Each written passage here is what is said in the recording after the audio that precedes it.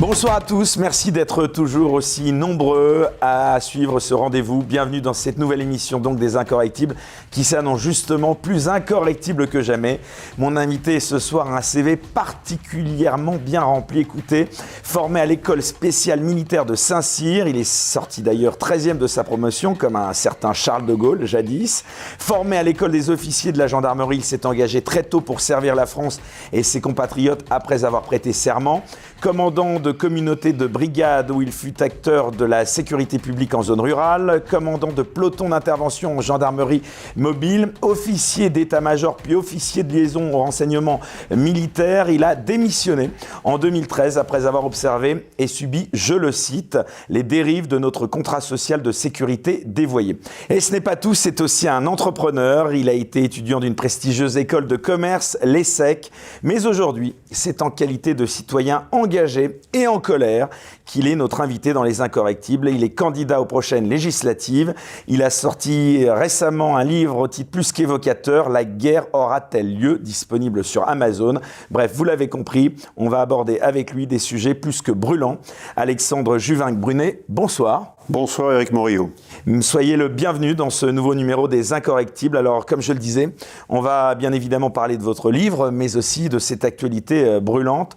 Je veux bien sûr faire allusion à la guerre en Ukraine. Mais avant cela, et comme vous êtes désormais une personnalité publique et un candidat, je le disais, aux élections législatives, je vous propose de vous poser tout d'abord quelques questions sur vous, sur votre parcours, afin que ceux qui nous regardent puissent en connaître un peu plus donc sur ce parcours. Alors finalement, je me suis rendu compte que vous êtes devenu une figure sur Internet, mais on en sait donc bien peu sur vous. Donc pour commencer, Alexandre Juvin-Brunet, dites-nous où êtes-vous né et que vous reste-t-il de votre enfance? Comment celle-ci a influencé votre parcours jusqu'à aujourd'hui? Éric Morillo, moi je suis d'abord un enfant de la classe moyenne. C'est-à-dire que ma mère a été ouvrière en reliure. Donc elle a travaillé dans cette industrie qui existait encore en France dans les années 80. Je suis né en 1982, quand ma mère était encore sur les chaînes de montage de livres, quand la France encore avait une industrie. Et je suis né à la Seine-sur-Mer. Ensuite, je suis enfant de classe moyenne, donc je suis allé à l'école publique. Et au titre de ce parcours dans l'école publique, où j'ai beaucoup travaillé, et où ma famille a beaucoup investi de son temps, de ses efforts, de son amour et de son argent, pour aussi faire en sorte que je puisse avoir un parcours normal, eh bien, j'ai pu en fait intégrer tout d'abord un lycée militaire, celui de la Flèche, dans la Sarthe, et ensuite j'ai pu intégrer l'école spéciale militaire de Saint-Cyr, où je suis rentré et au bout de 3 ans sorti dans les majors. J'étais 13e sur une promo qui comptait 220 personnes. Comme Charles de Gaulle. Comme Charles de Gaulle jadis, voilà. Ça n'est pas rien. Quasiment 100 ans auparavant. Symbole. Voilà, le grand Charles, qui est donc un ancien de Saint-Cyr aussi. Et j'ai fait une carrière en gendarmerie, quand je suis devenu en fait officier de gendarmerie en tant que lieutenant, où j'ai vu ce qu'est la sécurité publique au quotidien, et surtout le délabrement progressif de cette sécurité publique. Donc j'ai commencé à me poser de très sérieuses questions dans certaines missions que j'ai eu à diligenter sur le terrain. Ça a commencé d'ailleurs en brigade, quand je me suis aperçu déjà d'une dérive donc des forces armées, et je me suis exprimé ces dérives dans une lettre qui est d'ailleurs parue sur le site Place d'Armes, donc parlant en fait de l'islamisation rampante dans les armées. On va en reparler. Voilà. Ensuite, j'ai été commandant de peloton d'intervention, donc j'ai fait de la mobile. Donc j'ai pu voir ce qui se passait dans les manifestations. Donc maintenant, j'ai une expérience des deux côtés. C'est-à-dire que j'ai été chaque fois en manif ces dernières années, mais alors qu'avant, j'avais été officier, donc commandant un peloton dans la manif. Donc j'ai pu voir ce qui se passe des deux côtés. Et je peux en parler également. Après, je suis parti en état-major, donc j'ai vu que la France, comme dans toutes ses administrations, qu'elles soient éducatives, la technocratie éducative, militaire, policière, quelle qu'elle soit hospitalière, on a en fait une inflation de cadres. Il y a trop d'officiers, il y a trop de cadres, il y a trop d'encadrement, et il n'y a pas assez de personnes pour apporter le service public. Et à la fin, j'ai vu, en tout cas de mon état de gendarme et d'officier de gendarmerie, et cette fois-ci, quand j'étais au renseignement militaire, en tant qu'officier de liaison, en fait, eh bien que là, on était au cœur de ce qui constitue la sécurité d'un pays, c'est-à-dire l'anticipation stratégique et l'anticipation tactique. J'étais au DPSD, qui est devenu DRSD maintenant, et qui s'occupe des ingérences étrangères. Qu'est-ce que ça veut dire exactement? Les ingérences étrangères, c'est quand vous avez des États étrangers qui veulent s'ingérer dans votre tissu social, politique, industriel, pour en fait avoir un contrôle sur le cours de votre existence politique. Donc nous, on faisait de la lutte de ce qu'on appelait la contre-ingérence. Donc c'est une sorte de contre-espionnage. Et donc on s'occupait de la subversion, donc des officiers, la subversion, pourquoi pas des hommes politiques, tout ce qui est subversif, qui retourne en fait. Et pardon de vous interrompre, là on est dans une émission, j'en suis ravi que vous ayez ce discours libre et sans censure, mais vous n'êtes pas soumis à un devoir de réserve. Non, mais c'est fini maintenant. J'ai démissionné en 2013. Donc quand j'ai démissionné, je suis resté en réserve pendant environ 5 ans. Et depuis mon engagement politique et citoyen depuis maintenant 2 ans, la gendarmerie m'a vite rappelé pour me dire « Bon, maintenant, on vous passe de capitaine de réserve à capitaine honoraire. Hein. C'est-à-dire que vous n'aurez plus de fonction opérationnelle ni de réserve, on préfère rester bons amis. » Bah oui, je suis en train en fait de dire à grande antenne ce qui se passe en fait au sein de nos forces, de la force publique. La force publique, celle qui est payée par vos impôts, Éric Morillo, les miens, et qui est censée être le sanctuaire de la sécurité. Cette sécurité, en fait, qui est trahie. Elle est trahie à tout point de vue. Autant, en fait, parce qu'il s'y passe sur le terrain, où quand j'étais dans le renseignement, on n'avait plus suffisamment de moyens, d'effectifs pour suivre les menaces. Donc, je vous rappelle ici sur ce plateau que les missions existent toujours. La subversion, je vous en parlais. La menace est toujours là. Les menaces existent. Et même plus grave encore. Les menaces sont permanentes. Sur un État, une nation, les menaces sont permanentes. Mais elles viennent de partout. Vous avez gardé des liens avec vos anciens collègues, si je puis dire ? Oui, j'ai toujours des liens avec des collègues. Certains sont partis en retraite depuis, d'autres sont toujours opérationnels, d'autres qui étaient de ma promo de Saint-Cyr sont toujours maintenant commandants, lieutenants, voire colonels. Et ceux qui vous tiennent, entre guillemets, officieusement un peu informés ? Non, c'est pas eux qui me tiennent informé. Parce que sinon, ça les mettrait vraiment en porte-à-faux, sachant que notre lien de promotion est très évident, très officiel. Et donc je ne suis pas là pour les mettre en porte-à-faux. Vous avez d'autres informateurs ? Oui. Et même des personnes qui sont actuellement dans les forces et qui sont en train de s'insurger de ce qu'ils y voient, parce qu'ils commencent à ressentir le risque sur leur propre personne, sur leur famille. Et ils commencent à faire bouger les esprits. Et donc, j'ai été donc chargé de mission sur le terrorisme, l'espionnage, subversion, sabotage et crime organisé. Ce qu'on appelle le TESCO. Voilà. Et bien ce TESCO, je me suis aperçu en fait que c'était un TESCO qui était déjà qui était un bon cadre missionnel, mais qui était perverti. Vu qu'en fait l'ingérence peut concerner des officiers, elle peut concerner des préfets, elle peut concerner des magistrats, mais elle concerne aussi des hommes et des femmes politiques, cette ingérence. Et donc quand vous avez des puissances étrangères comme la Russie, comme la Chine, comme l'Algérie ou comme d'autres, qui essayent en fait de compromettre le futur de l'élite d'une nation, cette compromission, c'est la clé de l'ingérence. On vous offre en fait des faveurs où on vous met dans des situations en fait amorales, immorales, ou alors qui peuvent vous déstabiliser. On prend des photos, on monte des dossiers, et avec ça on fait pression ensuite. Tous les hommes et les femmes politiques qui occupent des rangs importants actuellement, peu ou prou, tous, on peut avoir un dossier sur la tête et être sujet de compromission. C'est-à-dire artificiellement, donc créer des preuves, un dossier pour nuire à la personne. Alors maintenant, les technologies, et d'ailleurs le ministère de la Défense s'y intéresse, il y a des technologies de deepfake qui peuvent permettre en fait d'imiter le visage de quelqu'un, même en vidéo, pour le compromettre. Mais avant ça, c'est très simple. Hein. On vous teste. On vous teste sur l'argent. Avez-vous besoin d'argent? Voici 10 000, prenez-les, c'est gratuit. Et pendant que vous prenez l'enveloppe, on vous photographie. Vous avez besoin d'une fille, ou d'un homme, si vous êtes une femme, ou d'un petit garçon, si vous êtes pédocriminel. On vous le met, on vous l'offre. Et on vous photographie en même temps, on vous filme. Et donc on vous compromet. Vous voulez de la drogue? On en a. Pas cher. On vous la donne. La meilleure qualité. La compromission.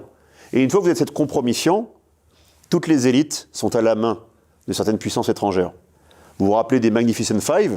Et quelles sont ces puissances étrangères? Toutes agissent de la même façon? Toutes, avec des velléités. Donc c'est un modus vivendi, on va dire, qui est appliqué de manière similaire. C'est de la réelle politique. Nous sommes dans un concert mondial d'États-nations, de nations. Les blocs sont en fait des illusions d'alliances, mais le cœur de ce qui fait en fait la conduite géopolitique, ce sont les nations. Et ces nations, en fait, ont une naissance, une vie, et peuvent avoir une mort. Alors, pardon de vous interpeller, justement, ça veut dire que nous aussi, potentiellement, on agit avec les mêmes méthodes à l'étranger? Ben bien sûr. La France, quand elle veut, admettons, faire pression sur un chef d'entreprise. Donc l'ingérence autorise tout, quoi. L'ingérence n'est qu'un instrument, c'est un mode opératoire qui permet en fait d'essayer Il s'autorise toutes les méthodes, il n'y a aucune règle déontologique, si je puis dire. Il n'y a aucune déontologie dans le renseignement. Éthique, on va dire. Il n'y a aucune éthique ni déontologie dans la guerre économique, la guerre mondiale invisible. Celle qui a été menée d'ailleurs par les services de renseignement pendant 40 ans durant la guerre froide. Et il y a un livre qui est paru à ce sujet, qui parle de toutes les guerres de renseignement dans les rues de Paris, de toutes les soirées, de toutes les garden parties, où en fait, il y avait une détection d'abord des bons profils, et ensuite il y avait un suivi de ces profils, avec chaque fois des cultures de renseignement différentes. La culture américaine est différente de la culture russe, qui est différente de la culture turque, et j'en passe. Donc, la géopolitique est un monstre froid. Donc nous devons, si nous ne les avons pas aujourd'hui, nous devons d'urgence reformer des élites qui ne servent que la France et que son peuple. Et vous voulez dire qu'on ne les a pas, ces élites-là ? Pas forcément. Regardez ce qui se passe au niveau des généraux. Alors, on va y venir justement. Alors, vous avez sorti, alors vous me tendez la perche en parlant de ces généraux, je pense que c'est à ça que vous faites allusion. Vous avez sorti une vidéo sur votre chaîne YouTube récemment qui a fait grand bruit. Vous êtes particulièrement en colère. J'ai l'impression que cette colère, elle n'est pas tellement retombée. Est-ce que vous pouvez nous en parler ? Elle est pas vous parlez encore de ces éteinte. généraux, c'est ça ? Bah oui. Alors, ces généraux qui vont sur les plateaux aussi, hein, c'est ça. Alors, les généraux est-ce que de vous pouvez plateau, rappeler les de colonels quoi de ça plateau. relève, cette vidéo ? En fait, moi, ce qui me fout en colère actuellement, c'est que ces personnes montrent une très grande irresponsabilité. Ils jouent avec votre vie et vous les nommez, et avec la mienne. Et vous les nommez même. Oui, parce qu'il faut mettre la responsabilité sur ce qu'ils sont en train de faire. Et vous n'avez pas peur d'être poursuivi Mais qu'ils me poursuivent s'ils veulent. Qu'ils me poursuivent s'ils veulent. Mais ce qu'ils ont dit, ils sont maîtres de leur verbe. Alors concrètement, c'est un verbe belliciste. Ils sont en train de pousser la France dans une logique guerrière. Donc on parle de la situation de la guerre en Ukraine, hein, c'est ça ? Oui. Donc, et vous dites que ces généraux français en activité ou anciennement en activité seraient, d'après vous, en train de nous pousser à rentrer en guerre, c'est ça ? En tout cas, il y a une forme de logique de communication très pernicieuse, très belliciste, qui nous met tous en danger. Vous, moi, tout le monde. Pourquoi ? Parce que la Russie, aujourd'hui, ce dimanche, n'a pas encore déclaré la guerre à la France. La Russie n'a pas déclaré la guerre à l'OTAN. La Russie, qui officiellement diligente une opération spéciale qui est une guerre. Bon, la Russie fait la guerre. On est d'accord. Fait la guerre. Elle fait la guerre sur le sol ukrainien. Ça n'est pas une opération militaire, c'est une guerre. C'est une guerre. C'est une violation de l'espace ukrainien, territorial. Voilà. Donc c'est une guerre véritable. Là-dessus, on est d'accord. Pourquoi elle le fait ? On peut en discuter. Mais en tout cas, ce n'est pas un pays de l'OTAN. C'est pour l'instant un pays, l'Ukraine, qui a simplement été équipé et formé par l'OTAN, mais qui n'est pas officiellement membre de cette alliance militaire, défensive, offensive et géopolitique. Et c'est là où le bât blesse. Parce que tous ces généraux sont en train de dire « mais pourquoi pas essayer d'effectuer une frappe nucléaire tactique ?» mais encore, vous ne voulez pas aussi qu'on envoie le feu nucléaire sur Moscou tant que vous y êtes ? En face, nous avons une puissance nucléaire, face à une puissance de moyenne importance ukrainienne qui est simplement conventionnelle. Non, mais qui, elle, menace. La puissance russe se sert de cette dissuasion, puisqu'il y a quand même ce ministre des Affaires étrangères, à ma connaissance, qui a laissé planer le fait, il y a quelque temps, que la menace d'une troisième guerre mondiale était réelle, si je ne me trompe. Mais Sergueï Lavrov, le ministre des Affaires étrangères russe, dit que le spectre de la troisième guerre mondiale est possible. Il n'a pas forcément précisé si c'est pour être une troisième guerre mondiale uniquement conventionnelle, avec des chars, de l'artillerie, des avions, ou ça peut être une guerre mondiale nucléaire, avec les arsenaux. Donc ça, c'est un langage diplomatique. Enfin, quand quelques semaines plus tôt, il y avait la possibilité d'avoir recours à ces armes de dissuasion nucléaire, alors à moindre portée, mais bon, on avait quand même l'impression que le terme nucléaire, il avait été quand même évoqué, quand même. Tout le monde y pense. La dimension nucléaire... La menace, elle existe selon vous de manière réelle ou pas ? Mais bien sûr qu'elle existe. Parce que ce qu'on fait en Ukraine depuis maintenant 8 ans, presque 10 ans, c'est en fait ce qui s'est passé en fait à Maïdan. Tous les crimes qui ont été perpétrés durant Maïdan, les 50 Ukrainiens qui ont été brûlés vifs dans un bâtiment public à cette date, à Maïdan, puis ensuite tous les pogroms qui ont eu lieu, et jusqu'à la persécution de populations russophones et russophiles. Beaucoup d'Ukrainiens, l'élite ukrainienne ne voulait pas que les Ukrainiens soient russophiles, qu'ils aiment la Russie. Ils ne voulaient pas. Donc ils ont fait de la persécution envers ces populations. Il y a un film qui est sorti sur le Donbass, depuis 8 ans. Donc ils ont placé, et on a placé, malheureusement la France en fait partie, on a placé les germes de la guerre depuis 8 ans sur le sol ukrainien. Cette guerre a explosé. Pour l'instant, c'est une guerre limitée au théâtre d'opération ukrainien. Mais il ne faudrait pas que demain, avec la démarche irresponsable de ces généraux donc, que vous dénoncez. De ces colonels en retraite, c'est des généraux deuxième section. Alors pardon, encore une fois, de vous demander d'affiner votre propos. Qu'est-ce qu'ils disent, qu'ils vous disent ou qu'ils nous disent qu'il est, selon vous, passible d'inconscience? Dire à longueur d'antenne que Poutine est un dictateur, que Poutine est fou, que ça relève de la psychiatrie, que l'opération de l'armée russe est une invasion barbare. Et ça n'est pas vrai tout ça? C'est une guerre de communication. Donc bien sûr que la guerre, c'est pas propre. Bien sûr qu'il y a des morts, des blessés, des handicapés, bien sûr. Mais la guerre, en fait, fait des morts et des blessés dans les deux camps. Et ce qui s'est passé, en fait, c'est que les accords de Minsk, Minsk 1 et Minsk 2, n'ont pas été respectés ni par les Ukrainiens, ni par, en fait, je crois que c'était le quartet, enfin en tout cas des pays européens qui étaient gages, qui donnaient leur gage sur cet accord. Et je crois qu'il y avait la France et l'Allemagne dedans. Donc deux puissances mondiales et continentales européennes donnaient leur gage à la Russie que les accords de Minsk 1 et 2 seraient respectés, c'est-à-dire que le Donbass, qui avait fait acte d'autodétermination, l'autodétermination est consacrée par l'ONU. Je crois même que, si je ne me trompe pas, je crois que c'est l'article 51 des Nations Unies. Le droit à dans les premiers articles, le droit à l'autodétermination. C'est-à-dire que sur un territoire donné, une population donnée veut vivre selon certaines coutumes, lois et une constitution qui la rassemble, elle peut s'autodéterminer. La Crimée, comme le Donbass, était autodéterminée pour être, tantôt pour la Crimée rattachée à la Russie, directement, tantôt pour le Donbass, être un protectorat, une autonomie.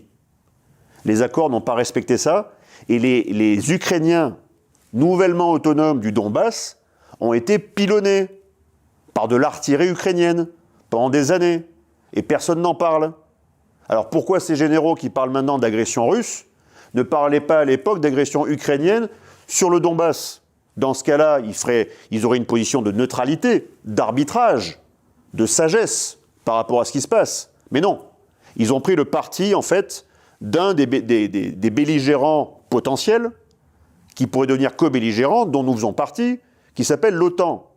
L'OTAN a armé et formé des Ukrainiens dans cette guerre contre le Donbass, et maintenant dans cette guerre contre les Russes. Donc, c'est absolument dangereux. C'est menaçant pour la survie de la France et de son peuple. Le peuple n'a pas été demandé, n'a pas été questionné par référendum, par exemple, sur doit-on ou pas livrer des armes offensives, obus, canons, missiles anti-chars, à l'Ukraine pour alimenter un conflit européen. C'est aux Français, c'est eux les souverains. C'est dire oui, on estime que les Ukrainiens sont injustement persécutés, il faut les appuyer, donc on livre. Ok, mais si le peuple français dit non, le président nouvellement élu, fraîchement élu, n'aura qu'à s'exécuter. On va peut-être vous dire on n'a pas le temps d'organiser ce référendum. Il faut une semaine. En une semaine, il le plante, le référendum. Voilà, on a suffisamment de moyens d'État, et toutes les préfectures sont calibrées, sont équipées pour ça, pour planter un référendum une semaine. Et on saura sous une semaine si les Français veulent ou pas livrer des armes. Mais il en va de notre survie. Parce que si les Russes commencent à dire « la France, vu votre alignement BA à l'OTAN, par la bouche de vos généraux, qui parfois s'expriment plus comme des généraux otaniens que des généraux français. » Je rappelle, ces généraux ont un seul serment. C'est au peuple français. C'est tout. Donc cet alignement BA peut nous conduire à la guerre, comme le jeu des alliances. En 14, il y avait des alliances préexistantes, et ce jeu des alliances mécaniquement a conduit à la guerre. Mais la guerre est pratique. Parce que la guerre, quand elle est diligentée par les puissants, c'est le peuple qui en souffre, et elle permet de détourner l'attention d'autre chose. Donc la guerre en Ukraine, qui pourrait demain devenir une guerre de plus grande ampleur, peut être aussi en fait une opération de subversion ou une opération de détournement de l'opinion mondiale sur autre chose. Par exemple, la guerre sanitaire dont nous sortons. Nous venons d'avoir 2 ans de guerre sanitaire, nous n'avons pas fait le bilan de cette guerre sanitaire, et je pense aujourd'hui que si on fait le bilan de cette guerre sanitaire, réellement, honnêtement, il est possible que beaucoup de représentants nationaux, des Français, leur demandent des comptes, non plus dans la sphère du droit commun, mais dans la sphère du droit d'exception, vu que c'est une guerre. On peut leur demander des comptes. Vous voulez dire que cette situation géopolitique, évidemment, de l'Ukraine, a favorisé, d'ailleurs c'est ce qu'Éric Zemmour a dit cette semaine sur BFM, a notamment favorisé la réélection d'Emmanuel Macron? Oui, indubitablement. Paradoxalement. Il y a toujours un facteur guerre où inconsciemment, un corps social se dit il faut que je sois On ne change pas solidaire de général pendant la guerre. pendant la bataille, effectivement. Donc je suis solidaire Encore que de mon ça s'est chef. passé un petit peu, je crois. Ça a pu se passer, puis des généraux meurent, hein, dans les batailles aussi, ça existe, où ils sont capturés, ça existe, hein, d'accord. Donc on ne change pas de général, très bien. Mais parfois on en change, hein, de général. Hein. En 14-18, ceux qui ont commencé la guerre ne sont pas ceux qui l'ont finie. Hein. Sinon on aurait perdu la guerre de 14. Hein. Il y avait un certain Joffre, heureusement qu'il a vite été remplacé par des Foch, eux-mêmes aidés par des Pétains, en 14-18, hein, je parle, hein, d'accord? Parce que si on avait commencé la guerre avec Joffre, on l'aurait perdu. Hein. Donc si là, on est sur un climat déjà insurrectionnel en France, il y a déjà des problèmes intérieurs, plus un climat de guerre extérieur, on est assis sur une poudrière, Éric Morillo. C'est pour ça que j'ai écrit ce bouquin. Parce que je pense qu'une guerre peut subvenir. Voilà. Alors on va revenir bien sûr dans un instant plus en détail à ce livre et donc à ce titre, hein, plus qu'évocateur, la guerre aura-t-elle lieu donc, la guerre de France. Guerre de France, hein, bien sûr. Aura-t-elle lieu? Un livre qui est disponible sur Amazon. Juste, j'aimerais encore une fois revenir sur cette dénonciation que vous faites de l'absence de neutralité sur les médias, sur les chaînes d'information. Et donc, vous parliez de ces généraux. Elle est flagrante selon vous? Oui, elle est flagrante. Et elle est dangereuse? En fait, ce qui se passe depuis des décennies, il y a une purge discrète, quasiment invisible. Vous n'y avez pas accès d'ailleurs à ces médias, ils ne vous invitent pas? Pas forcément. Mais je pense que si le ton monte et que la situation se tend, il va falloir qu'ils nous invitent. Moi et d'autres, je ne suis pas le seul. Parce que s'ils ne nous invitent pas, il n'y aura pas de contradicteur à ces gens irresponsables. Je rappelle... Est-ce qu'il n'y a pas non plus, pardon de vous interrompre, est-ce qu'il n'y a pas non plus une unanimité finalement sur cette question-là? Parce qu'on le voit, il y a très très peu de gens qui critiquent, qui osent critiquer aujourd'hui la position, notamment de la France en France. Mais ou en tout cas, on les voit pas dans les médias dits mainstream. Mais on pourrait faire preuve de discernement. De nuance. Ou de nuance, et ensuite donc aider les Français au discernement, à la juste décision, si on avait une pluralité médiatique. Sauf que la guerre a été décrétée en Ukraine, une semaine plus tard, RT France disparaissait. Elle était interdite. Donc, RT, c'était donc la chaîne financée par les Russes, qui avait donc un bureau français, et en effet, qui a été mais ça aurait pu apporter la contradiction. Donc on enlève une origine de contradiction possible, et en fait on veut ensuite un alignement, c'est-à-dire en fait quelque chose de totalement uniforme. Bon, l'uniforme, c'est que les militaires qui le portent, hein. Les Français ne portent pas l'uniforme, en tout cas pas encore, et ils ont droit à cette pluralité. Je dois vous dire quelque chose, c'est que la méthode, non pas de recrutement, mais de promotion des colonels et ensuite des officiers supérieurs, puis des officiers généraux, il y a des critères, on va dire, qui sont équivoques, et des critères qui sont officieux. C'est marqué nulle part. Mais s'ils ne suivent pas, d'une façon ou d'une autre, la doxa euro-otanienne, ils ne feront pas carrière. Ils ne monteront jamais. Donc c'est pour ça que vous avez un paquet de généraux et de colonels et j'en passe qui sont légalistes. La loi pour la loi, très bien, je suis pour le respect de la loi, si elle ne devient pas illégitime. Et si elle ne met pas en danger le peuple français derrière. Vous voyez ce que je veux dire? Et si en plus ils reprennent des éléments de langage qui sortent de SHAPE, SHAPE c'est le Strategic Headquarter de l'OTAN, je crois que c'est à Mons en Belgique. Les éléments de langage sont faits à SHAPE, en Belgique, et ensuite les généraux reprennent les mêmes éléments de langage. C'est des éléments de langage otaniens. Et ensuite ils basculent ça sur toutes les chaînes d'information, on va dire euro-otaniennes. C'est une guerre de l'information. Ok. Mais si cette guerre été diligentée pour nos intérêts. Passe encore. Mais quel est notre intérêt, nous Français, à diligenter une guerre sur les rives de la mer Noire, en Ukraine, face à des Russes, alors que, je le rappelle, le général de Gaulle a dit « l'Europe, c'est de l'Atlantique à l'Oural ». Donc ça intègre les Russes. Mais si on se met à intégrer les Russes dans un continuum européen, ça veut dire derrière qu'on crée un continuum eurasiatique. Et dans ce cas-là, il y a une alliance de fait qui se crée, Europe, Russie, Chine. Et cette alliance de fait crée un contrepoids géopolitique à l'hégémonie américaine. Donc c'est un conflit géopolitique. C'est le conflit qui va arbitrer ce qui va se passer dans les années et les décennies à venir sur l'hégémonie américaine. Est-ce qu'elle existe toujours ou est-ce qu'elle va voler en éclats à l'issue de ce conflit, d'ici quelques semaines ? Alors c'est intéressant parce que vous avez fait une sorte de parallèle entre la situation sanitaire, je parle au niveau du traitement médiatique de ce qui se passe en Ukraine. C'est intéressant parce que vous qui êtes donc au contact, vous le disiez, vous le rappeliez, de vos anciens collègues et d'autres, j'aimerais, parce que beaucoup ont dénoncé la non-représentativité de ces médecins qui étaient qualifiés de médecins de plateau pendant la crise sanitaire, oui, et qui ne laissaient évidemment pas beaucoup de place, pour ne pas dire même aucune place, à ceux qui avaient un discours critique. Est-ce que ces généraux de plateau, si j'osais aussi cette expression, sont représentatifs? C'est-à-dire vous qui côtoyez encore des membres, je pense, de l'armée, vos anciens collègues, quel est leur niveau de représentativité? Est-ce qu'ils ont aujourd'hui un soutien de la part de l'armée? Quelle est la position des gens que vous côtoyez encore? Le soutien de l'armée, oui. Je parle. Le soutien de l'armée officiel par le chef d'état-major des armées, oui. Le chef d'état-major des armées, dans sa photo officielle, il a une photo il a le drapeau de la France et il y a l'OTAN derrière. On est d'accord?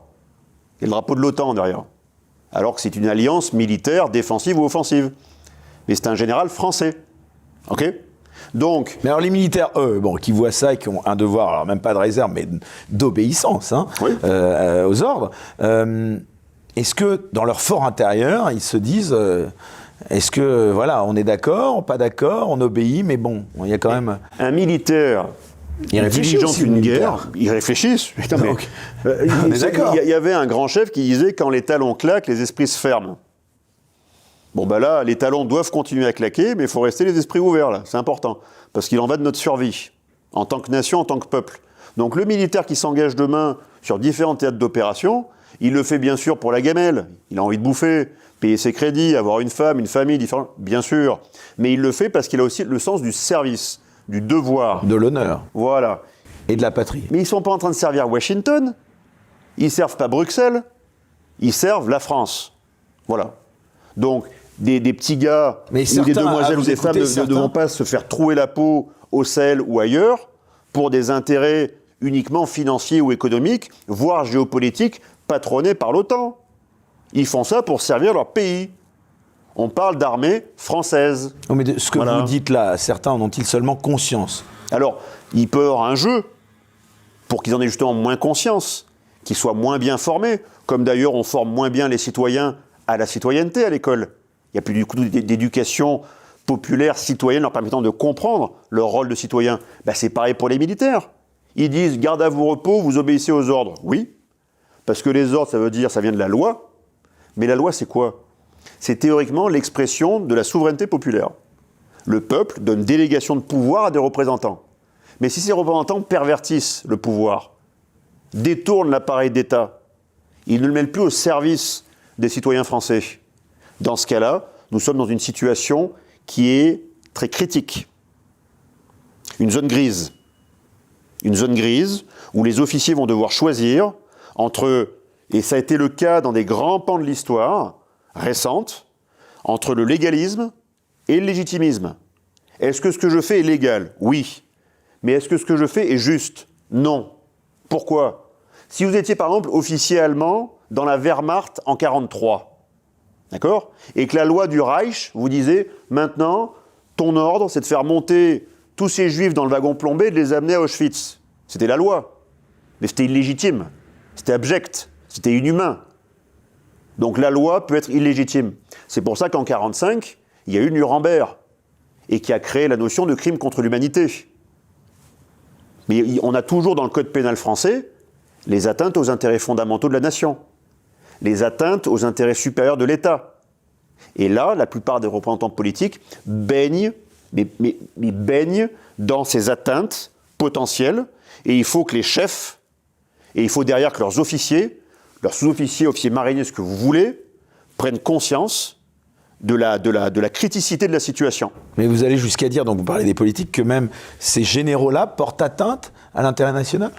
Mais si en fait ils mettent en danger manifestement le peuple français, dans ses composantes. Mais pardon, excusez-moi, parce que les propos sont tellement graves pour ceux qui nous écoutent, que je vous demande de les affiner un petit peu, si tant est que vous puissiez le faire.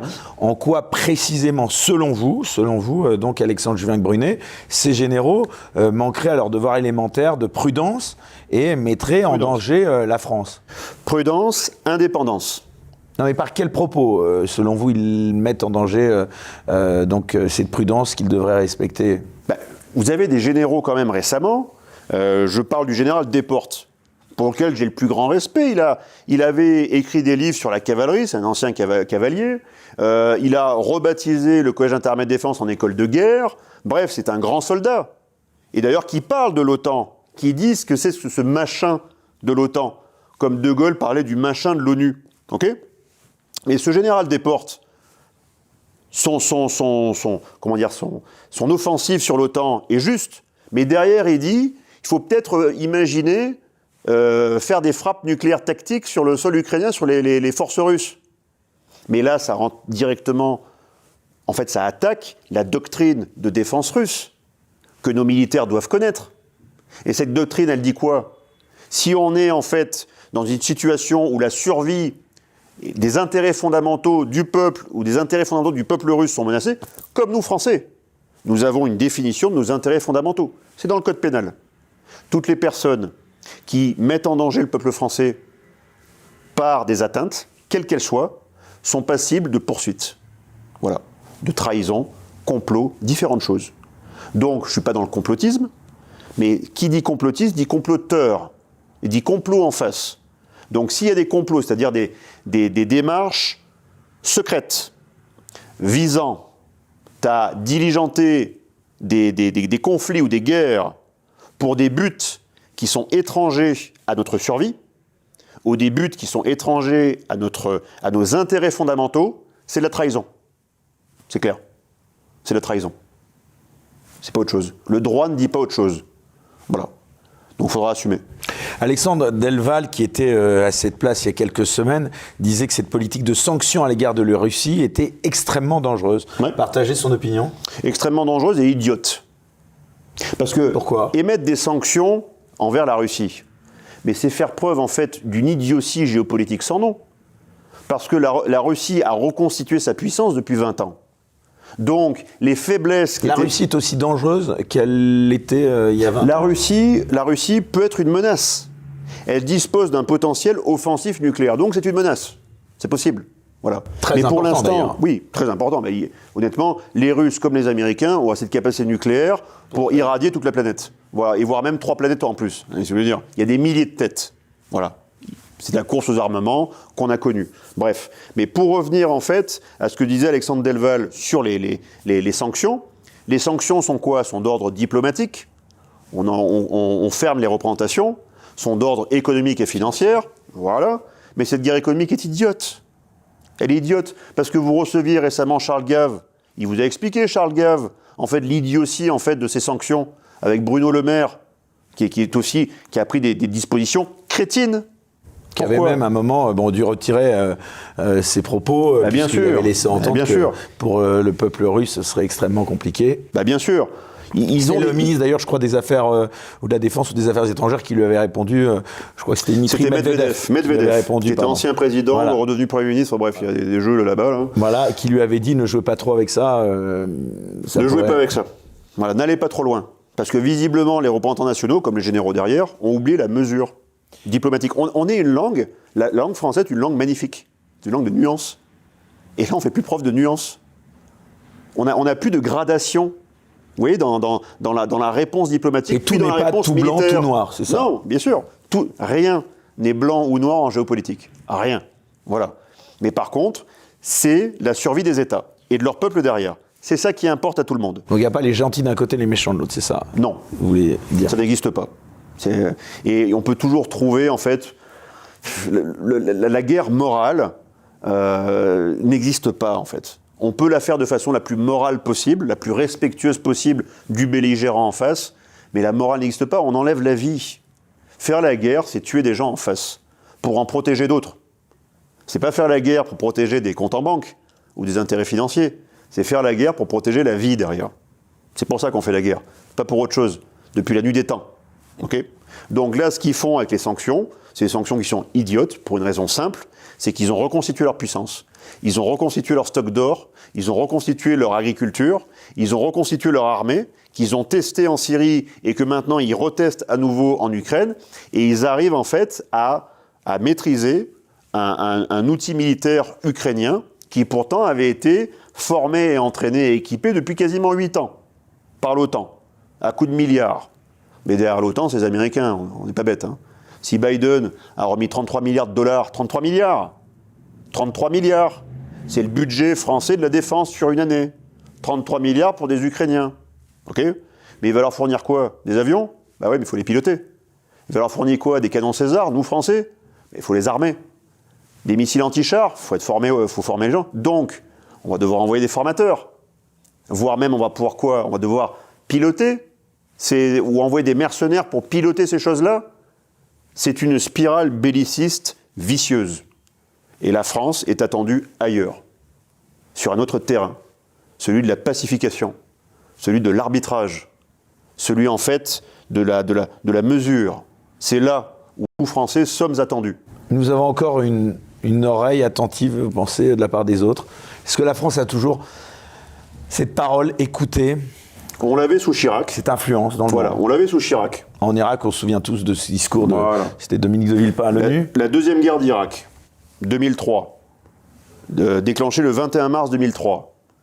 Dominique de Villepin, qui est la voix de son maître, hein, c'est Chirac derrière, dit cette guerre est absolument illégale. Elle sort du droit international. On parle de la guerre en Irak. La guerre en Irak. Donc c'est une première guerre illégale qui a été diligentée par les États-Unis à l'époque. Même si 2 ans auparavant, il y avait eu le World Trade Center. Mais quel est le rapport entre le World Trade et l'Irak ? C'est autre chose. Donc c'est une guerre illégale. Donc c'est pas la première fois qu'une puissance va diligenter une guerre illégale.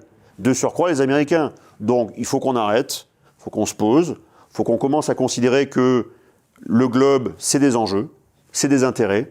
Et parfois, certaines puissances, malgré Hollywood, malgré tout le soft power et toute leur diplomatie agressive d'acculturation des autres, ça reste des belligérants, ça reste des agresseurs aussi. Mais les Russes, en face, ont pu aussi, dans leur histoire, agresser. C'est une dialectique, ça bouge en permanence.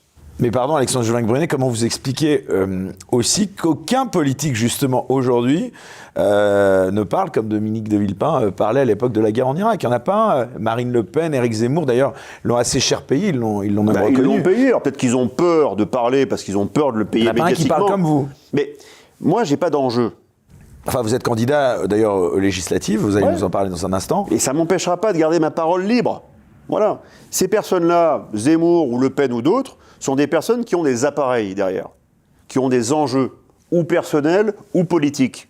Mais le seul enjeu qu'on doit tous avoir, c'est la survie de notre peuple. Stop et fin. Il n'y a rien d'autre. Donc on arrête la petite tambouille, et on se met cette fois-ci à réfléchir sur les vrais enjeux. Et là, on touche à un enjeu fondamental. Donc, si Éric Zemmour, qui avait eu une approche qui était fine au début, par rapport à l'Ukraine, en disant, attention, c'est ni blanc ni noir, mais qui après a dit, il ne faut pas s'occuper des réfugiés, bon ben c'est couillon. Des personnes, moi je veux dire, demain des bombes tombent sur Paris, on serait content que la Suisse accueille des réfugiés français. Vous voyez ce que je veux dire ? Ou l'Espagne même, ça peut arriver. Voilà, c'est temporaire. Mais ensuite, que Le Pen ne parle pas en fait, parce qu'elle a été attaquée sur son financement. Ouais, sur son prêt, mais parce qu'elle n'avait pas pu en avoir un en France, donc elle avait été le chercher à l'étranger. Toutes ces personnes-là sont tenues en fait par la peur d'un système qui est bien contrôlé. Certains ont peur d'ailleurs pour leur vie. Moi je vous parle là. Mais si j'avais peur pour ma vie, je fermais ma gueule. Est-ce que vous pensez que vous pourriez recevoir des menaces suite à ce type de discours ? Plus je m'expose à la lumière de vos caméras tous les jours, et moins je risque. Donc c'est pour ça, en fait, que je mets la vitesse supérieure et je parle le plus fort possible pour justement... Vous avez reçu des menaces? Pas direct. Pas direct. Mais de toute façon, vous savez... Sournoise? Non, mais les meilleurs criminels, les meilleurs assassins... Ne préviennent pas. Ne préviennent pas. Voilà. Mais derrière, je sais que les voix... Moi, je suis juste un leader d'opinion. Je vais faire monter la voix des autres derrière moi. C'est pas que ma voix. Moi aussi, je suis en colère. Mais il y a la voix des autres qui sont en colère eux aussi. On va faire monter cette voix. Et en face, il va falloir éteindre cette voix. Si on veut que les petits intérêts puissent passer pour les autres. Intérêts politiques, intérêts financiers. Principalement, c'est que du fric. Hein. C'est de l'influence par le fric. Hein. C'est que ça. Donc, moi, ils peuvent essayer de me soudoyer s'ils veulent. Je m'en fous. Je connais leurs techniques. Parce que j'ai pu utiliser ces techniques dans le renseignement. Voilà. Ils peuvent essayer de m'envoyer des call girls, j'en passe. Je connais leurs techniques. On utilise les mêmes. Donc, c'est peut-être pour ça aussi que pour l'instant, ils ne savent pas trop comment gérer le cas Juving. Vous voyez ce que je veux dire? Mais après, ils vont essayer de déterrer des petits dossiers à gauche, à droite, des petites bombes sales. Ils vont essayer. Et à la rigueur, je m'en fous. Parce que demain, la Russie se met en alerte nucléaire. 1 minute après, on peut être rasé. Donc, qu'est-ce qu'on a à perdre? Oui, il y a eu d'ailleurs une séquence qui a été diffusée à la télé cette semaine.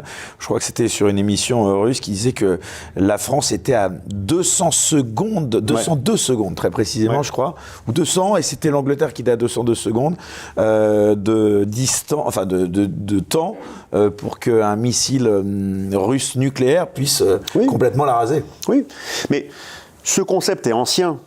La guerre froide, il y a eu la théorisation de tout ça. Voilà. On sait que on parle de destruction mutuelle assurée. Le DMA, le fameux MAD, vous connaissez l'acronyme MAD en américain, Mutual Assured Destruction. Voilà. Tout le monde peut s'autodétruire avec le nucléaire. Donc l'atome sert à garder tout le monde tranquille chez soi. Je ne vais pas venir t'emmerder en tant que puissance nucléaire, parce que déjà on est au Conseil de sécurité entre nous, déjà, et puis en plus, si mon vecteur frappe ou cible une de tes villes, je sais qu'en face, toi, tu m'as envoyé un vecteur sur une des miennes. Non, bah, sauf que si la ville, en l'occurrence, a été détruite, on ne peut plus envoyer. Oui, mais en fait, il y a des stratégies de défense, notamment par la dimension, on va dire, sous-marine pour les Français, qui permet en fait d'envoyer des vecteurs de partout dans le monde. Les missiles ne sont pas, évidemment, dans des zones secrètes. Non, c'est plus le plateau d'Albion, où c'était spoté à cet endroit-là, plateau d'Albion, vous voyez ce que je veux dire. Et on a cette force, d'ailleurs, un petit instant, si on peut s'arrêter là-dessus, la force de dissuasion nucléaire française.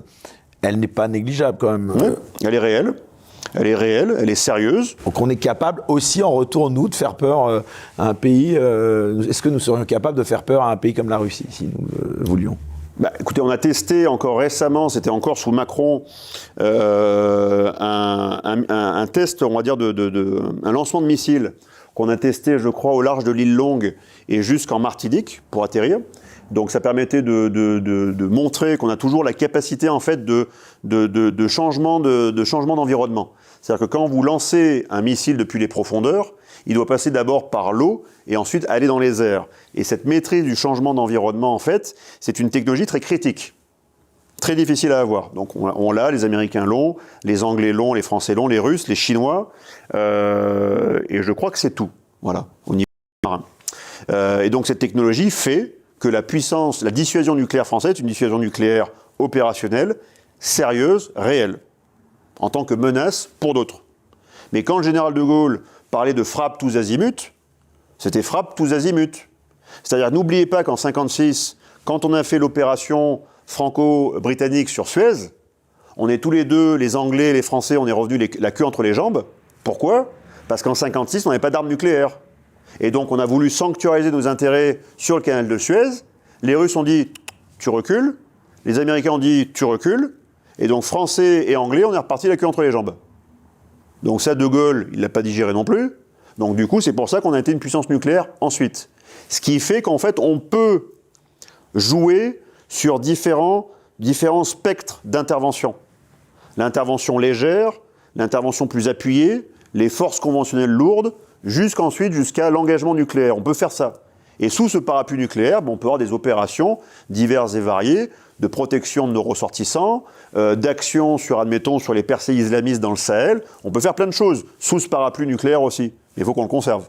Voilà. Alors, vous parliez justement de l'Angleterre il y a un instant. Comment vous expliquez aussi, Alexandre Juvin-Brunet, que nos alliés et d'autres pays européens soient alignés sur cette position la même. Mais parce que, en fait, l'OTAN, c'est l'organisation du traité de l'Atlantique Nord. Non, je parle même de l'Europe, moi. Voilà, mais les deux piliers de l'OTAN, c'est le Royaume-Uni et les États-Unis, historiquement. En 1949, c'est ça. Ensuite, ça a été élargi progressivement aux différents pays de l'Alliance de l'Europe occidentale, quand il y avait la séparation avec le mur, et depuis, l'OTAN aurait dû disparaître. L'OTAN aurait dû disparaître depuis 1991, quand le pacte de Varsovie a disparu. On a conservé l'OTAN, on a recréé de nouvelles missions de l'OTAN, et ces nouvelles missions ont changé l'OTAN d'une simple structure défensive ou offensive en une structure politique, géopolitique.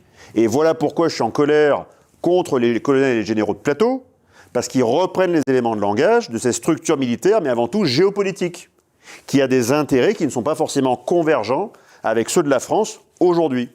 La France n'a aucun intérêt, donc la France n'a pas à suivre l'OTAN. Donc l'OTAN n'a pas à alimenter, biberonner ou pousser certains généraux pour leur dire « maintenant tu parles sur le plateau et tu fais dire ça » pour qu'on puisse en fait pousser à la guerre ou pousser en fait à la diplomatie, on va dire un peu plus velue, quoi, hein, un peu plus virile. Non, il ne faut pas qu'on fasse ça. Alors c'est intéressant parce que vous qui êtes justement au fait de toute cette hiérarchie militaire, ce serait intéressant de savoir, là, de faire un peu de pédagogie, quelles sont les personnes qui influencent au plus près le président de la République, qui détient évidemment, on le sait, le pouvoir d'appuyer sur le bouton nucléaire. Quelles sont les personnes? C'est quoi? C'est le chef d'état-major des armées? Oui. Est-ce qu'il y a d'autres personnes? Le président a toujours son aide de camp avec lui, qui est au minimum un lieutenant-colonel, voire un colonel. Qui est-il Je ne le connais pas personnellement, mais en tout cas, il y a toujours, par tradition, donc un aide de camp qui est un militaire et qui porte la valise, hein, bien sûr. Bon, voilà. Le chef d'état-major des armées, bien sûr, c'est la première personne à être le référent militaire du chef des armées, qui en l'occurrence ici, le président, n'a pas été foutu de faire 3 jours de service militaire. On rigole. Voilà une personne qui n'a jamais en fait de Rangers de sa vie, qui devient chef des armées par la voix du peuple, très bien, et qui est en train de nous conduire dans une démarche belliciste. Ah si, il a mis un bombers quand même quand il est allé voir certains militaires. Ok, bon, ça a fait rire jaune un paquet de militaires d'ailleurs. Hein. Donc, bref, il y a des influences, pas des influences, des aides, des conseils intérieurs. Non mais attendez, et vous parlez d'influence. Non mais attendez, pardon, je suis obligé de défendre. Vous parlez d'influence. Il a peut-être pas fait son service aussi parce qu'il n'avait plus à le faire, parce qu'il avait disparu. Mais qui s'engage? Qu'est-ce qui l'empêche de s'engager 1 an au service de la France, au service des Français? Oui, mais à l'époque, il et pas avait simplement au service de Rothschild, ou au service de Pfizer, ou au service de McKinsey. Voilà. Ça, c'est d'autres types de services. Ils vous prêtent des services, ils sont vos clients, mais il ne faut pas que ça devienne du clientélisme qui soit en contradiction, en opposition avec nos intérêts nationaux. Alors, donc, ce qui s'est passé là, ce qui s'est passé durant l'élection présidentielle, c'était un scandale. Que le parquet national financier... McKinsey, en plus, qui est une société de conseil américaine. Donc bien ça sûr. Veut dire que, et de droit américain.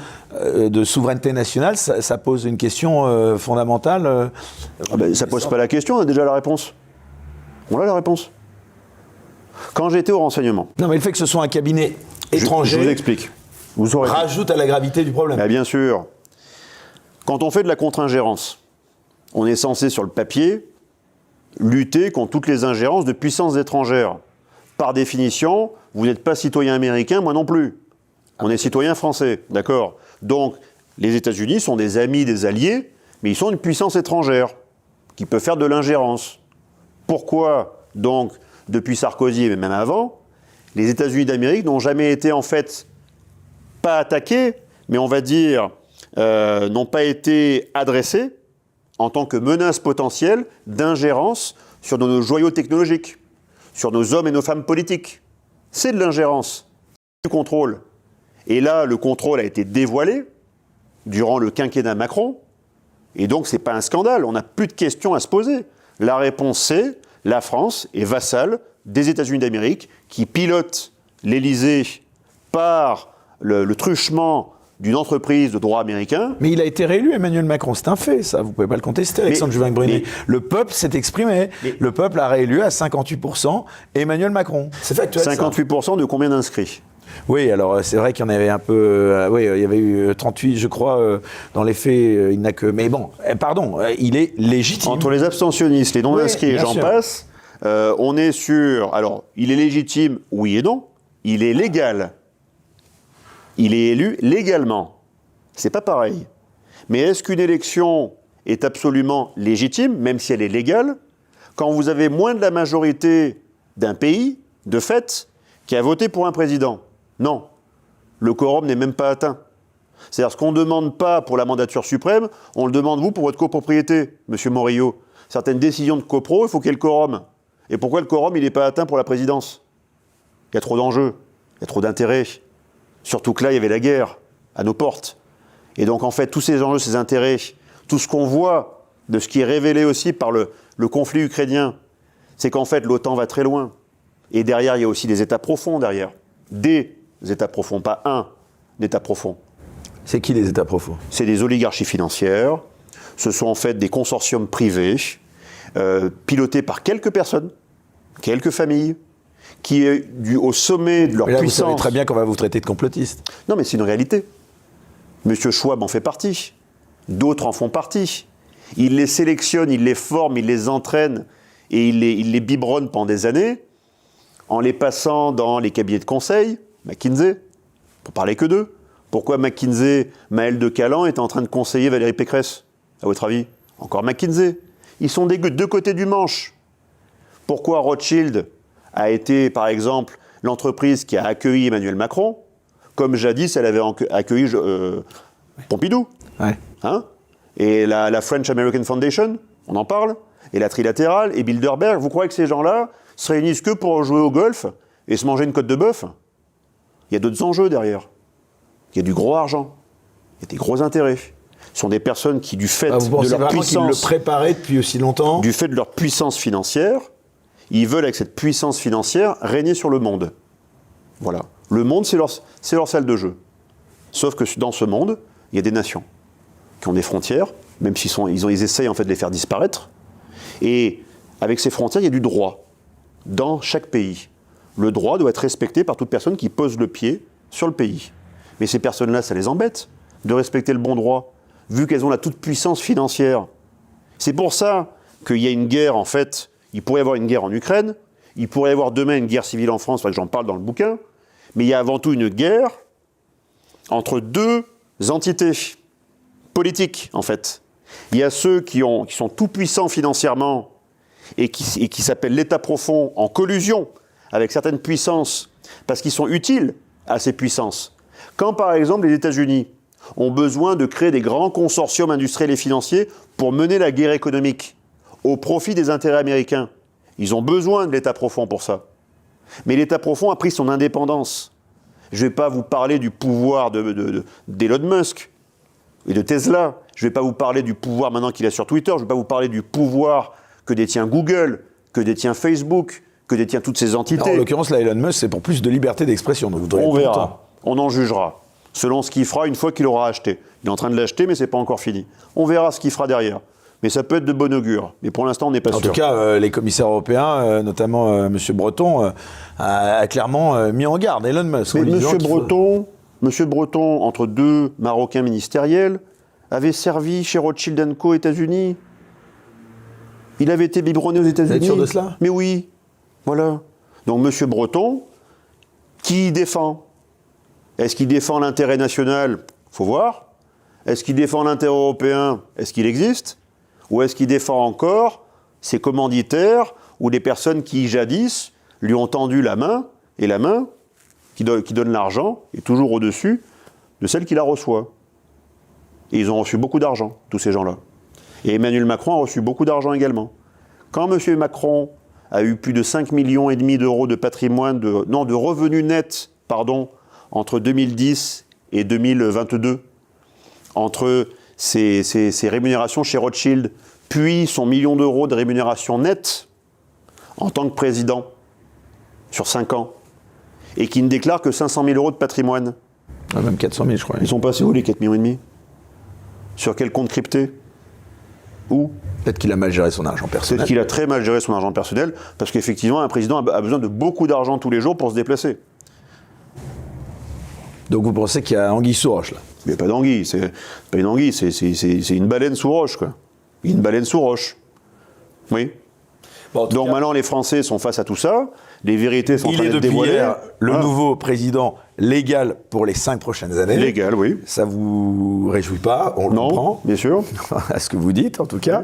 Alors, on va revenir, si vous le voulez bien, pour cette dernière partie de l'émission, à ce livre. Hein. Donc, La guerre de France aura-t-elle lieu? Donc, on va le montrer à l'image, donc, qui est disponible sur Amazon. Donc, à l'occasion, évidemment, également de votre présentation aux prochaines élections législatives. Vous serez candidat, rappelez-nous, dans quelle circonscription? Dans la 2e circonscription du Var, là où j'habite depuis 30 ans, en fait, entre Toulon-Ouest et jusqu'à Soliès-Toucas. Et alors là, sous quelle étiquette, on va le dire? L'étiquette, en fait, du parti qu'on a fondé il y a plus de 15 jours maintenant, qui s'appelle Le Peuple de France, tout simplement.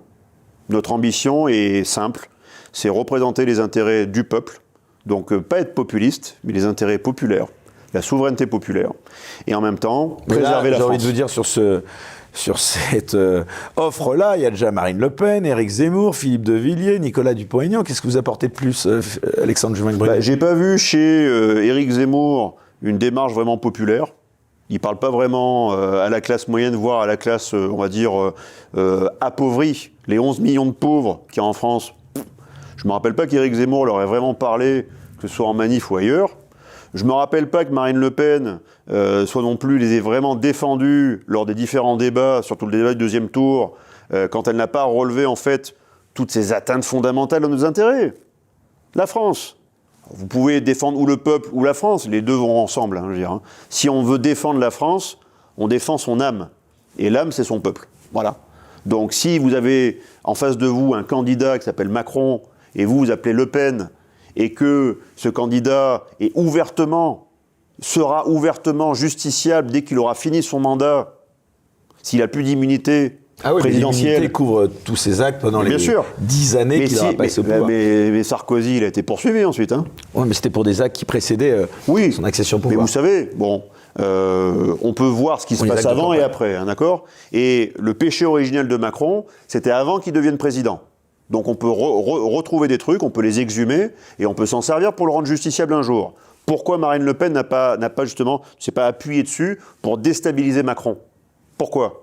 Si elle défend la France, si elle défend tous les citoyens. Alors que ouvertement, les intérêts de la nation, les intérêts supérieurs de l'État, ont justement été attaqués. Ouvertement. Vous aviez pensé quoi de ce débat entre elle et Emmanuel Macron, de l'entre-deux tours de la présidentielle? J'ai trouvé qu'elle, personnellement, avait fait des efforts en termes de tenue de débat, parce que le débat de 2017, c'était un sketch. Hein. Au bout de la 4e minute, je savais qu'elle avait perdu, en fait. Hein. Et tous les Français savaient que c'était plié au bout de 4 minutes. Voilà. Bon, là, elle a réussi à tenir 2 heures, 2 heures et demie, c'est bien. Mais quand il l'attaque sur les banques russes, elle, faut qu'elle dégaine. Sur McKinsey. Et toi, Macron, et Rothschild, et McKinsey, et toutes les enceintes dans lesquelles tu es, et les Young Leaders, et c'est quoi tout ça? Vous comprenez?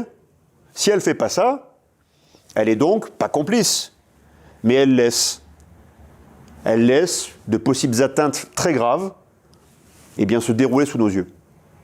Donc, vous pouvez être citoyen lambda dans la rue et le laisser faire, même si même là, vous avez l'obligation d'agir face à ce qui est manifestement en fait illégal devant vous.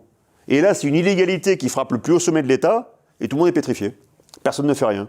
Mais je peux vous dire qu'en France, au cœur du peuple, là, ce qui se passe, ça grouille, ça bouillonne. Là, vous avez 11 millions de Français qui sont pauvres, 11 millions sur 68. Mais c'est une cocotte minute. Et ces gens-là, ils ne vont pas apprécier très longtemps de voir, maintenant c'est ouvert, c'est dévoilé, c'est devant nous, qu'ils ne peuvent pas finir le fin de mois parce qu'ils leur demandent 5 balles, 10 balles, 20 balles pour remplir le caddie. Et en face, tu as McKinsey qui prend 1 milliard pour des PowerPoint à la con, où chaque slide du PowerPoint, ça vaut 1 million d'euros, quoi. Le slide. Mais moi, je veux bien demain bosser pour McKinsey. À 1 million d'euros le slide. Vous voyez ce que je veux dire? Donc arrêtons de nous... Ils nous prennent vraiment pour des cons, ouvertement.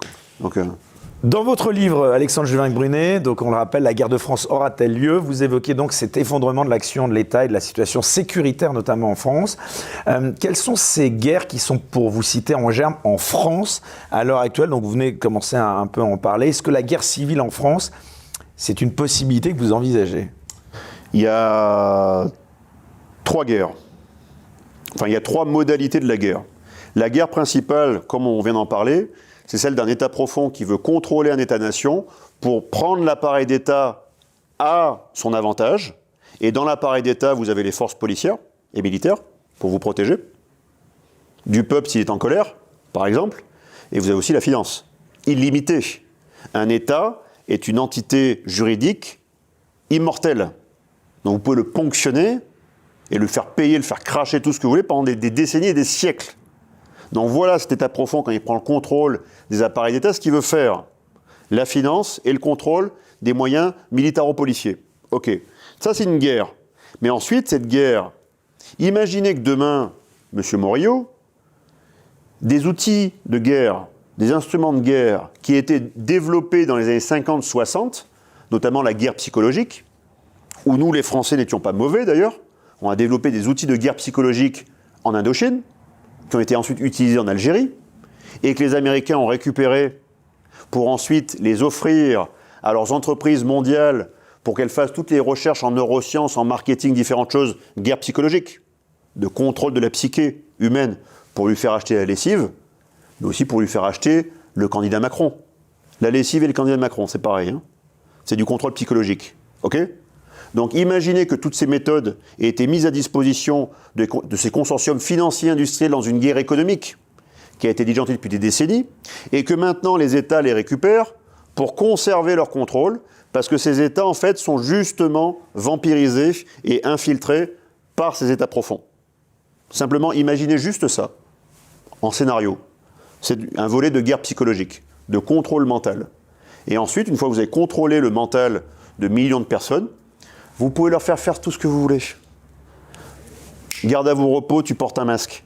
Dans le métro, quand tu es côte à côte avec un autre citoyen. Mais quand tu sors du métro, tu es côte à côte au restaurant, t'enlèves ton masque. Hein. C'est plus obligatoire. Garde à vos repos, tu t'injectes cette merde. D'accord ? Il y a quoi dedans ? Ah non, mais tu te tais. C'est pas certifié, mais tu te tais, tu le prends. Donc, guerre psychologique d'abord, pour préparer le terrain de la soumission. Voilà. Soumission à tout ce qui s'est passé au diktat sanitaire, et maintenant au diktat politique. Donc il y a une guerre avec plusieurs facettes.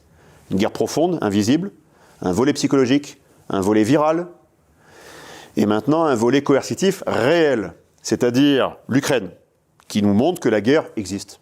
Même si on l'avait oublié, le continent européen n'est plus le continent de la paix et de la prospérité. La prospérité, ça n'existe pas. 11 millions de pauvres en France. Et la paix, ça n'existe pas non plus. Ils sont en train de la créer, les conditions de la guerre. Donc ça n'existe pas. Et derrière ça, encore une fois, les bombes sales. Ce que j'appelle les bombes sales. C'est-à-dire que quand Éric Zemmour disait « on a un problème avec l'immigration », l'immigration non contrôlée, machin ça. Sur le fond, il a raison. Et même les personnes elles-mêmes qui prennent le bateau savent qu'elles sont en situation illégale. Mais qui arme les bateaux ?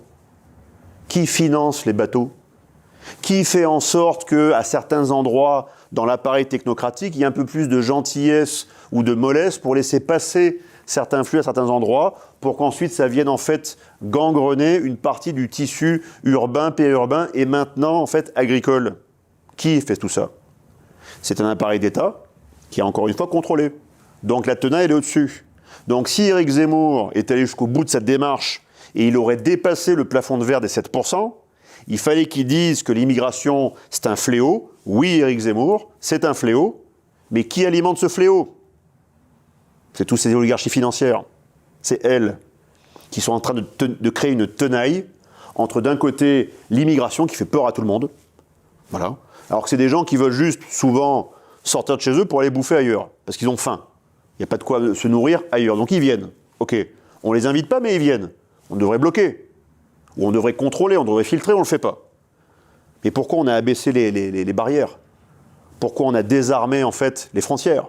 C'est ça, la clé. Enfin, Éric Zemmour, vous êtes très critique, mais sur, par exemple, l'islamisme, je suppose que vous devez être d'accord avec lui. Oui, mais ça, on va dire, c'est le... Oui, bah, j'ai écrit une lettre sur l'islamisme rampant dans les armées, donc je sais ce qui s'y passe. On en rappelle peut-être les encore mieux que quelques Zemmour, éléments. parce que j'étais face à des mecs dans les régiments qui, en fait, étaient de parfaits soldats sur le papier. Et puis après, en fait, on se rendait compte qu'ils avaient un portrait du docteur Zarqawi, numéro 2 d'Al-Qaïda à l'époque, dans leur chambrée. Donc l'islamisme... Ça n'est pas des cas isolés, pardon L'islamisme, je connais un peu, quoi. Mais il y en avait vraiment beaucoup, ou c'était pas des cas vraiment très isolés, mais enfin, ça existait déjà sur le porte-avions Foch, quand il a appareillé en 91 pour la première guerre d'Irak. Des marins qui ne veulent pas s'engager sur le Foch appareillé, parce qu'ils ne veulent pas porter la guerre chez leurs frères. Ça existe encore au Sahel, aujourd'hui. Il y en a toujours. Vous voulez dire, attendez, c'est extrêmement grave. Vous dites qu'il y a des militaires français qui n'acceptent pas de s'engager sur un conflit qui pourrait leur porter atteinte pour d'autres raisons. Et vous avez des binationaux. Vous avez des binationaux. Et ils ont le droit de refuser. Donc, deux drapeaux, deux allégeances. Donc ça veut dire que non, mais si l'armée décide d'envoyer quelqu'un au Sahel, il a le droit de refuser Oui, il refuse, bien sûr. Le militaire a le droit de ne pas obéir aux ordres. Il n'obéit pas, alors il va être puni, il va être mis aux arrêts, différentes choses. Mais je ne dis pas que c'est monnaie courante, mais ça arrive assez fréquemment. Et la grande muette n'en parle pas, parce qu'elle ne peut pas en parler, parce que si elle en parlait, là, Marine Le Pen serait à 65%, si vous voyez ce que je veux dire. Donc, pour répondre à votre question, le dernier volet de la guerre, c'est ces bombes sales qui sont posées. C'est pas une religion ou une autre, c'est pas une communauté ou une autre, c'est faire en sorte, en fait, de créer les conditions de la guerre. Là, on est d'accord, vous ne stigmatisez pas pour autant la religion musulmane. Non, mais les religions sont des voies spirituelles, c'est tout. Une religion, c'est une voie spirituelle pour mener à l'amour, au bonheur, au partage, à tout ça. Voilà. Tant que les religions vont là-dessus, ça me va. C'est tout. Et le christianisme, notamment le catholicisme, a été dans cet axe depuis toujours, cet axe séculaire, millénaire. Si les autres religions vont vers l'amour, le partage véritable, entendons-nous bien, ça me va. C'est une voie spirituelle. Maintenant, de mettre en commun, sur le même sol, des populations pratiquant des langues différentes, des religions différentes, des aspirations politiques potentiellement différentes, notamment, par exemple, moi je veux que la charia s'applique sur mon territoire, et pas les lois, en fait, des hommes, les lois de Dieu, pas les lois des hommes, ça va pas. Ça rentre pas dans notre tradition.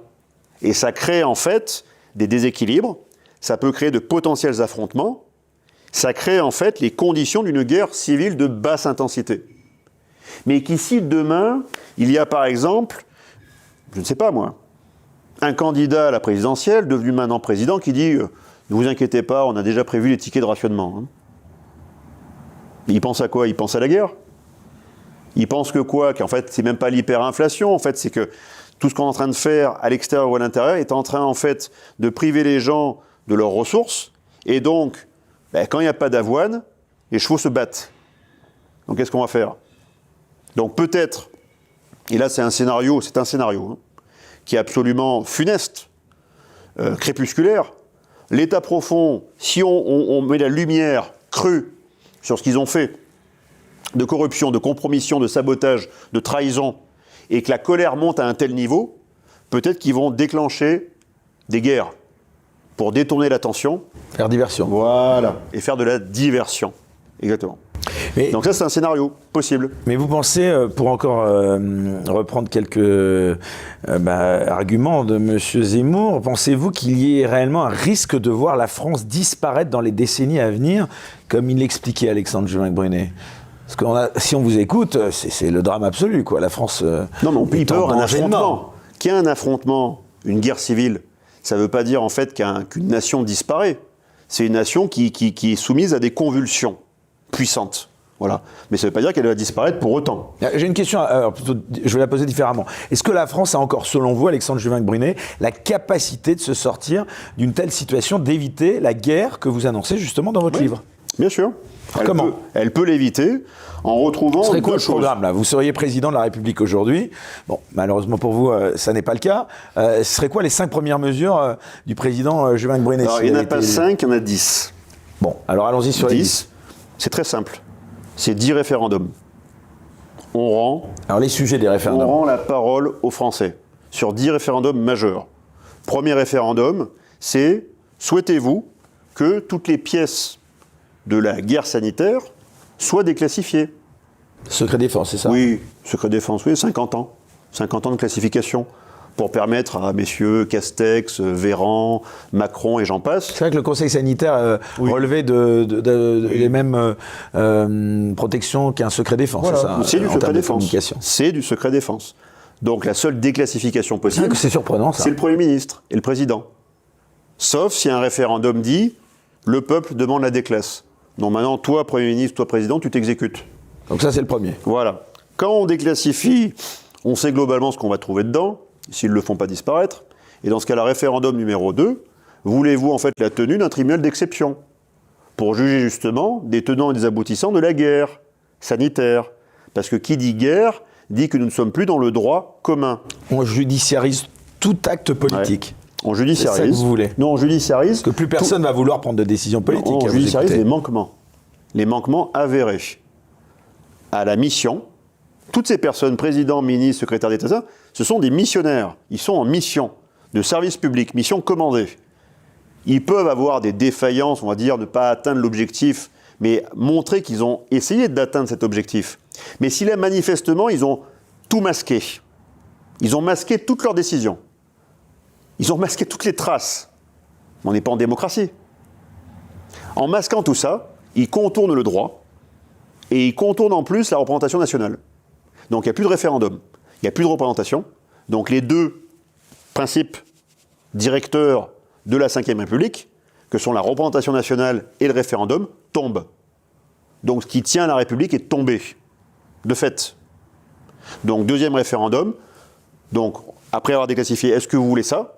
Et si oui, on tient donc ce tribunal d'exception. Alors les autres référendums, rapidement, puisqu'on arrive bientôt au terme de l'émission en plus. Alors, référendum, ça porte aussi sur voulez-vous ou pas sortir de l'Union européenne, article 50.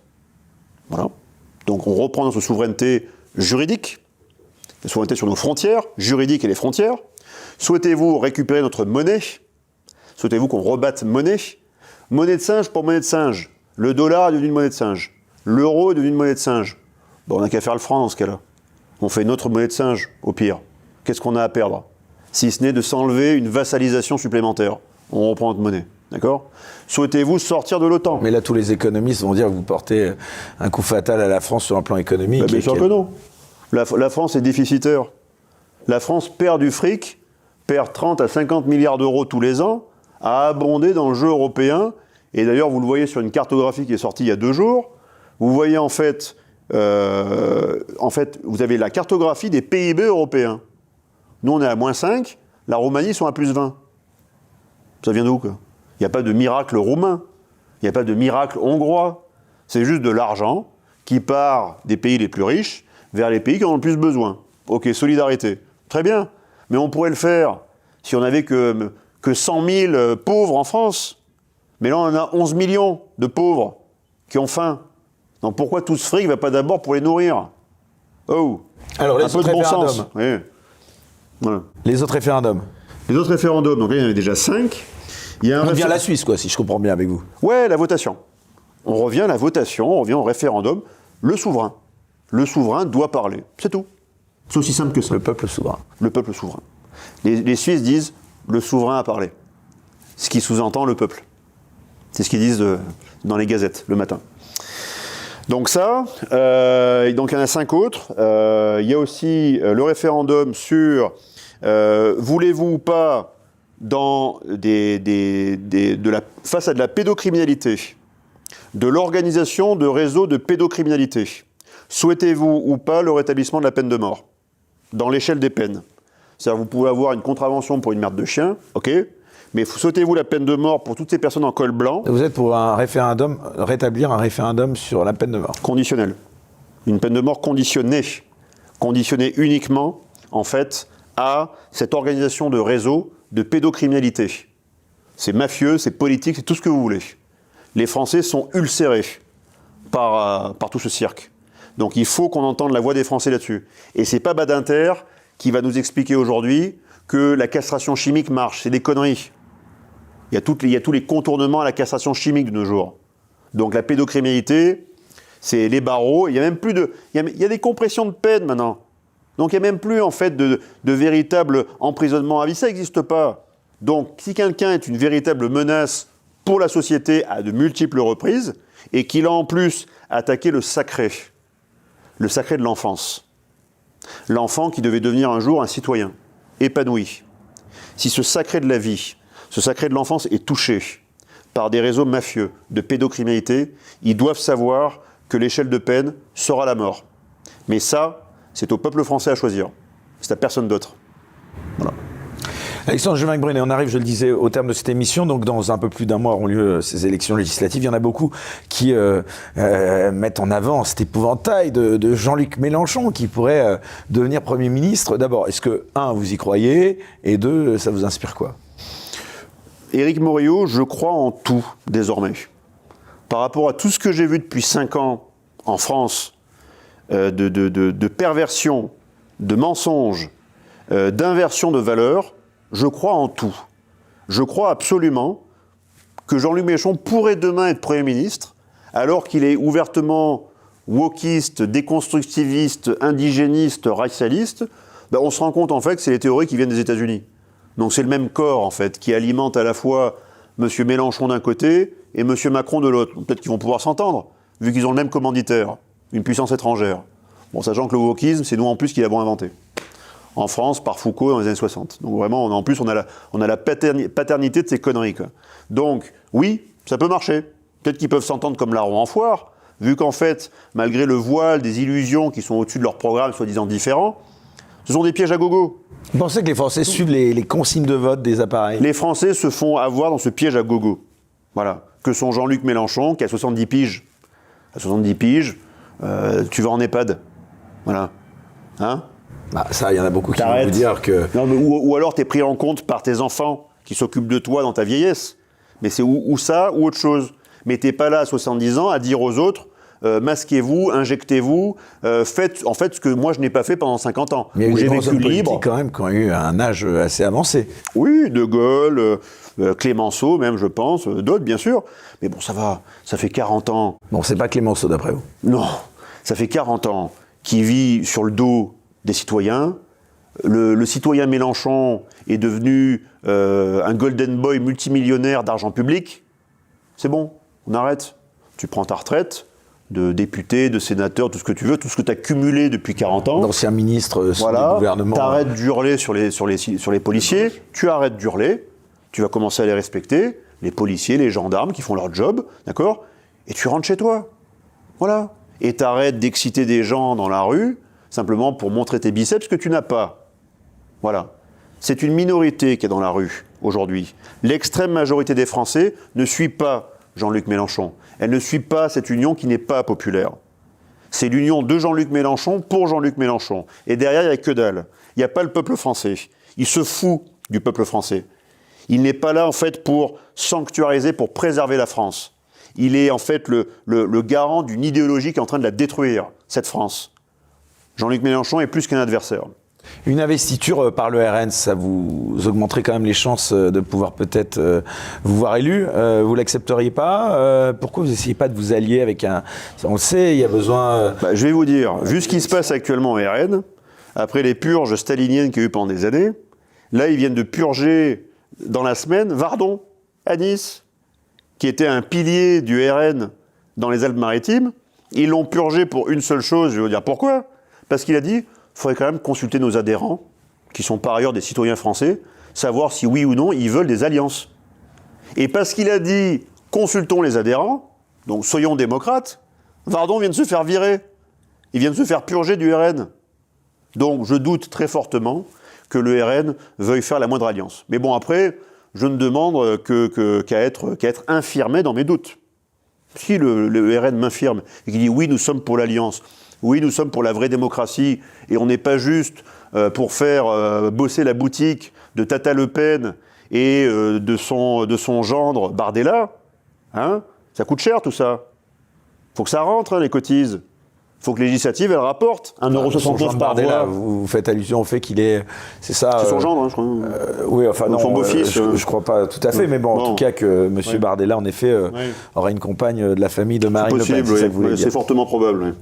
Écoutez, là-dessus, je laisse la responsabilité de ses propos. Mais c'est en famille que ça se fait, tout ça, voilà. Bon, en tout cas, oui, je pense que, en tout cas, ces propos. Mais si on est entre grands démocrates, ironiques, hein, moi, ça me dérange pas. Oui, c'est de l'ironie. Je dis ça pour que vous n'ayez pas un procès en diffamation derrière. Non, bien sûr que non. Voilà, en tout cas, Alexandre Juvin-Brunet, merci beaucoup d'avoir été notre invité. Une dernière, ultime question que je pose souvent à mes invités.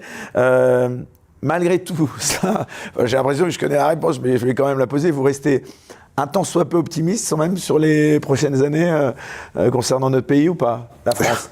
Je suis pessimiste sur le constat, mais il faut qu'on redevienne absolument optimiste de volonté.